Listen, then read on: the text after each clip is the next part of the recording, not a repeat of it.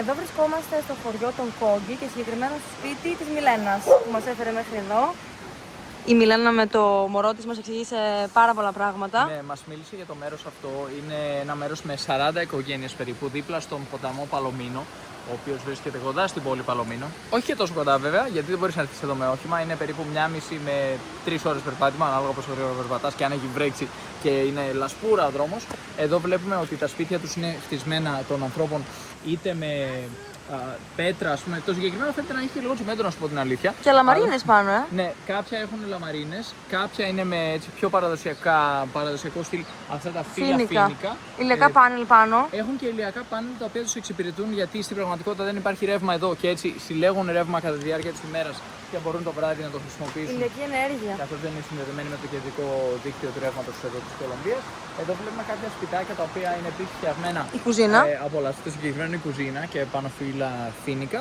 Βλέπουμε ότι υπάρχουν και κάποια υπόστεγα, έχουν κότες, κόκορες. Αυτό το νερό εδώ που βλέπουμε ο σωλήνας και η ντουζιέρα, αυτό το νερό είναι νερό που έρχεται από πάνω από το βουνό. Είναι πόσιμο νερό, έτσι έχουν πόσιμο νερό οι άνθρωποι, γιατί από το ποτάμι δεν είναι καλό να το πιείς, δεν είναι πόσιμο. Γενικά μπορεί να υπάρξει κάποιο πρόβλημα εκεί, κάποια μόλυνση, κάποιος μπορεί και να πεθάνει. Μας λέει μέσα πολύ συχνά υπάρχουν πλάσματα, συγγνώμη, υπάρχουν ζώα που πεθαίνουν μέσα, υπάρχουν γάιδαροι, οτιδήποτε μπορεί να συναντήσει μέσα σε αυτό το ποτάμι, οπότε ποτέ δεν ξέρεις.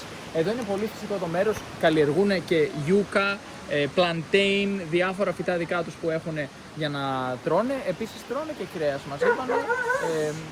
Έχουν και γουρούνια συχνά, εδώ κάποιοι άλλοι άνθρωποι είδαμε ότι έχουν κότες. Το μπάνιο, είναι ενδιαφέρον το μπάνιο, γιατί δεν υπάρχει μπάνιο, το μπάνιο είναι η φύση. Η τουαλέτα δηλαδή. Ναι. Πάνε οπουδήποτε. Δεν υπάρχει ένα συγκεκριμένο μέρος που αποκαλείται τουαλέτα και τους λέμε χρησιμοποιείτε χαρτί υγείας. Λέμε όχι, πλενόμαστε στο μπάνιο. Και τους ρώτησα εγώ πού πηγαίνεις κάθε μέρα στο ίδιο σημείο και μου λέει όχι. Μιλάμε για ανθρώπους οι οποίοι δεν είναι και τόσο πολλοί, μιλάμε για 40 οικογένειες. Μάθαμε και κάποια άλλα πράγματα σχετικά με την αστυνομία, αν θέλετε. Και αν υπάρχει εδώ πέρα. Ο νόμος κλπ. Ο Μάμος είναι ένας άνθρωπος ο οποίος είναι θρησκευτικός αρχηγός, πνευματικός αρχηγός, ο οποίος είναι κατά μία έννοια και υπεύθυνος για τους ανθρώπους οι οποίοι διαπράττουν κάποιο έγκλημα. Γιατί ρωτήσαμε αν κάποιος κλέψει, τι γίνεται. Μας λένε ότι πρέπει να περάσει κάποια χρόνια με τον Μάμο. Αρχικά του παίρνουν την περιουσία του, ότι του ανήκει και το δίνουν στον άνθρωπο τον οποίο έκλεψε και στη συνέχεια πρέπει να ζήσει με τον Μάμο για να μάθει, για να μπορέσει να υπερβεί τα προβλήματα που αντιμετωπίζει, που τον οθούν στο να λειτουργεί με αυτόν τον τρόπο και μόλις φτάσει σε σημείο μετάνοιας πλέον απελευθερώνεται και το επιτρέπουν να επανενταχθεί στην κοινωνία. Μάθαμε επίσης ότι κάποιες φορές εδώ οι άνθρωποι αυτοκτονούν για να αποφύγουν τέτοιου είδους τιμωρία. Οπότε καταλαβαίνουμε ότι έχουν και ένα αίσθημα ντροπής κάποιες φορές, μας είπε εδώ η Μιλένα, γιατί δεν θέλουν να ντροπιαστούν και να μάθουν όλοι ότι κλέψανε και έτσι δεν θέλουν να ατιμαστούν με αυτόν τον τρόπο και επιλέγουν την αυτοκτονία. Και όταν γίνεται αυτό, μας είπαν, οι άνθρωποι αυτοί που έχουν αυτοκτονήσει δεν θάβονται μαζί με τους υπόλοιπους. Από ό,τι φαίνεται έχουν ένα σύστημα στο οποίο αν κάποιος πεθάνει από ασθένεια, αν κάποιος αυτοκτονήσει ή αν κάποιος πεθάνει από φυσικά αίτια, θάβεται σε διαφορετικό μέρος, θάβονται μακριά μεταξύ τους, γιατί οι άνθρωποι εδώ πιστεύουν ότι οι σκέψεις του ανθρώπου πριν πεθάνει επηρεάζουν κάπως και στην μεταθάνατον ζωή και δεν θέλουν έτσι να αναμίξουν, αν θέλετε, αυτές τις σκέψεις και να βρίσκονται αυτοί οι άνθρωποι θαμμένοι στο ίδιο μέρος. Και με αυτό εδώ το μηχάνημα κάπως βγάζουν μέλι. Μέλι από ζαχαροκάλαμο, λέγεται καπίτσε από ό,τι μας είπαν. Δεν ξέρουμε ακριβώς πώς λειτουργεί, αλλά φαντάζομαι ότι συνθλίβει το ζαχαροκάλαμο. Είναι κάτι που έχουμε δει στη Βραζιλία. Πολύ συχνά στους δρόμους άνθρωποι έχουν ένα μηχάνημα που μπαίνει το ζαχαροκάλαμο και το αλέθουν και βγαίνει ένας χυμός από ζαχαροκάλαμο. Εδώ η Μιλένα το αποκάλεσε μέλι από ζαχαροκάλαμο, άρα πιθανώς να κάνουν και κάποια επεξεργασία παραπάνω για να βγάλουν μέλι, εκτός αν αποκαλούν το χυμό μέλι. Σιγά σιγά φεύγουμε από το σπίτι της Μιλένας, η επίσκεψή μας φτάνει στο τέλος της. Εδώ βλέπουμε και την έξοδο ή την είσοδο, αν θέλετε. Φεύγουμε σιγά σιγά και παίρνουμε τον δρόμο της επιστροφής για το Σελβατόριουμ. Που είναι μισή ωρίτσα με 40 λεπτά. Γυρνώντας προς το καταβλισμό μας, ήρθαμε σε αυτό εδώ το σπίτι. Είναι το σπίτι μιας άλλης οικογένειας. Έχει πολλά σπιτάκια δηλαδή μέσα στο κτήμα. Και εδώ υπάρχει και ένα μαγαζάκι. Ναι, αυτό το κτίριο εδώ έχει μέσα κάποια προϊόντα. Αγοράσαμε χαρτί υγείας που μας είχε τελειώσει. Βλέπουμε ότι έχουν και πιάτο, άρα εδώ λογικά πιάνουν και σήμα, τηλεόραση. Τώρα ίντερνετ, δεν είμαι σίγουρος. Έχουν και ηλιακά πάνελ. Γουρούνι. Έχουν γουρουνάκι, έχουν διάφορα σκυλάκια και κοτούλες.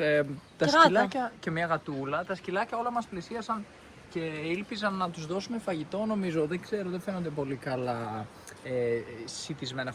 Φαίνονται λίγο υποσιτισμένα, από την αλήθεια, κάποια από τα σκυλάκια εδώ. Αυτή ήταν η τελευταία μας στάση πριν φύγουμε από τον καταβλισμό εδώ, ή αν μπορούμε να το αποκαλέσουμε καταβλισμό, γιατί στην πραγματικότητα αυτό που καταλάβαμε είναι ότι είναι ένα σύνολο από οικόπεδα βασικά, τα οποία είναι περιφραγμένα με σειρματόπλεγμα. Κάθε οικογένεια έχει το οικόπεδό της. Όταν γεννιέται ένα νέο παιδί, μας είπαν ότι του δίνουν ένα τμήμα της γης τους, ή ενδεχομένως να έχουν και κάποιο τρόπο να επεκταθούν εδώ οι άνθρωποι. Δείτε εδώ το πουλάκια. Τα κανένα εδώ όλα μαζεμένα.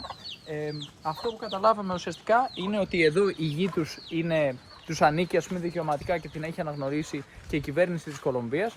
Έχουν δηλαδή αναγνωριστεί από την κυβέρνηση εδώ πέρα ότι όλη αυτή η γη ανήκει στους Κόγκι. Απλώς οι ίδιοι άνθρωποι έχουν έναν τρόπο να χωρίζουν τη γη μεταξύ τους.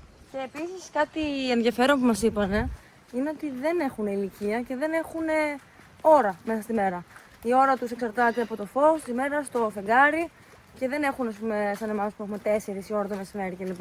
Βέβαια, σιγά σιγά έχουν αρχίσει να βγάζουν και ταυτότητες οι άνθρωποι εδώ, Κολομβιανές, για να μπορούν να συνεννοηθούν και με τους ανθρώπους της πόλης. Όταν πάνε στην πόλη, πηγαίνουν στο Παλωμίνο για παράδειγμα να κάνουν κάποιες δουλειές. Κάποιοι εργάζονται εκεί. Για παράδειγμα, ο άντρας της Μιλένας, ο οποίος είναι 22 ετών, η Μιλένα είναι 20 ετών, το παιδί της 2 ετών. Ναι, ένα. Πάντως μας είπε ότι την ηλικία την προσεγγίζουν. Γι' αυτό μας είπε ότι είναι 20-22 χρονών.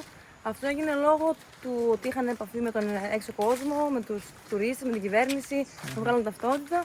Και αναγκαστικά έπρεπε να υπολογίσουν την ηλικία τους, στο περίπου. Στο περίπου, ναι, ακριβώς. Και οι άνθρωποι που δουλεύουν στο Παλωμίνο πρέπει να περπατάνε κάθε μέρα 1-2 ώρες πανέλα, περπάτημα, ξυπόλοιποι συνήθως. Για να πάνε και άλλοι για να γυρίσουν. Ναι, ακριβώς. Γουρουνάκια. Οικογένεια από γουρουνάκια. Τι χαριτωμένα. Εδώ βλέπουμε τα σπίτια των Κόγκι που είναι φτιαγμένα από λάσπη και πάνω η σκεπή είναι από. Φοίνικα. Φοίνικα, ακριβώς. Φύλλα φοίνικα. Βλέπουμε λοιπόν ότι είναι λίγο παλιό στυλ, αν θέλετε, παλιού τύπου τα σπίτια τους. Βλέπουμε βέβαια σε κάποια ότι υπάρχουν και ξύλα έξω. Δεν γνωρίζω αν αυτό είναι για να στερεώσουν καλύτερα τον τοίχο ή αν είναι κάποιο σχέδιο. Άλλο ένα σπιτάκι εδώ βλέπουμε, χτισμένο από λάσπη. Φτιάχνουν τσάντες με το συγκεκριμένο φυτό που ονομάζεται φικέ. Φίκε, ακριβώς. Εδώ βρίσκεται ένα δημόσιο σχολείο, όπως μας είπαν. Αυτός ο ολόκληρος ο χώρος, βασικά βλέπουμε τον προαύλιο χώρο και διάφορα κτίσματα μέσα που λογικά είναι οι αίθουσες διδασκαλίας. Μας είπαν ότι αυτό είναι το δημόσιο σχολείο, ενώ εκεί που μένουμε εμείς είναι ένα ιδιωτικό σχολείο στην πραγματικότητα. Φυσικά οι μαθητές δεν πληρώνουν τίποτα. Απλώς είναι ιδιωτικό από την άποψη ότι βρίσκεται σε ιδιωτικό χώρο, ενώ εδώ είναι ο χώρος των Κόγκι. Εδώ βλέπουμε λίγο καλύτερα τις αίθουσες διδασκαλίας.